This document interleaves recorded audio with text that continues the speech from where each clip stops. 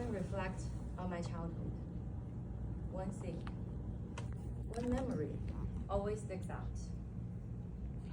I'm sitting by the dining table. Across from me is my grandma. In her hands, she holds a small kitchen knife. She's using it to cut some fruit. She takes a piece, she hands me a piece. While we eat, she talks of the past and the people she knew. I've never been to the village or met any of those people, yet through her stories, I know them all. And I think the secret is this: no matter who or what she's talking about, there's always a smile on her face.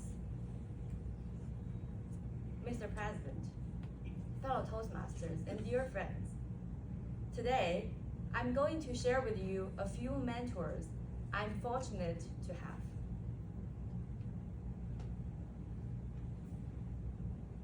When I began my Toastmasters journey, this now was assigned to be my mentor. Trying to use the stage. That was 2 years ago. I don't know much about that me, but that one thing I know for sure is she couldn't stand here and make this speech to you today. Do you want to hear about my first table topic speech? Yes. Mm-hmm. Yes. I was asked about animal extinction and protection, in particular about the red panda. And I answered the whole question thinking, there is a type of panda, you know, the one that we're all familiar with, in red hair. And it turns out it's a completely different species.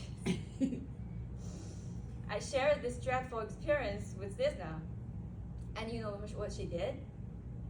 She shared her embarrassing table topics experiences with me to make me feel better. When I began my icebreaker speech, I had 18 minutes of material. We scheduled many phone calls to shift through my autobiography. With her help, I was able to summarize my life with 3 stories.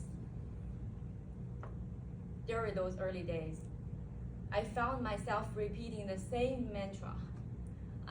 So terrible. And she always has the same counter to my mantra, which was, you're awesome. Over time, we got closer, and now I can comfortably say that she's my friend.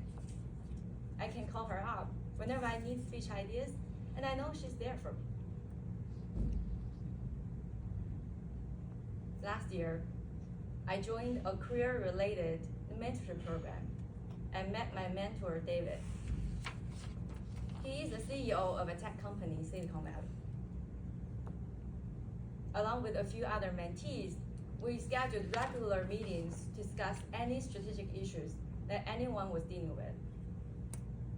Before David, as an engineer and a new manager, I always viewed issues from bottom up. I had no idea what kind of issues the senior leadership deal with, and how they prioritize and tackle them.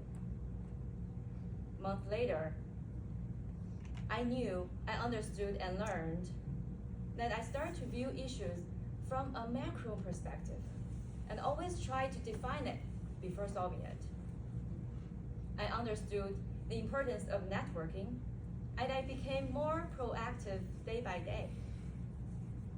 I tried to create win-win situations with anyone on anything. Although the mentorship program is over, we still talk regularly, and I know he's there to help us. Disna and David are my official mentors. But there are so many others without the mentor labels who have helped me so much. Going back to my grandma, I call her my accidental mentor. her impact on me is immeasurable. And you wouldn't know that she was not educated at all. She didn't know how to read nor write. But what she possessed was this: stories. And in those stories were wisdoms. They have a calming influence. And she always, always wears a smile on her face. So now, whenever I'm stressed, I would go to the kitchen, take a kitchen knife, and start cutting a fruit. And I would share a piece with my son, along with the story. And like grandma, I do it with a smile. I will leave you with this last bit of advice. Fellow Toastmasters, keep your eyes open. Mentors are everywhere.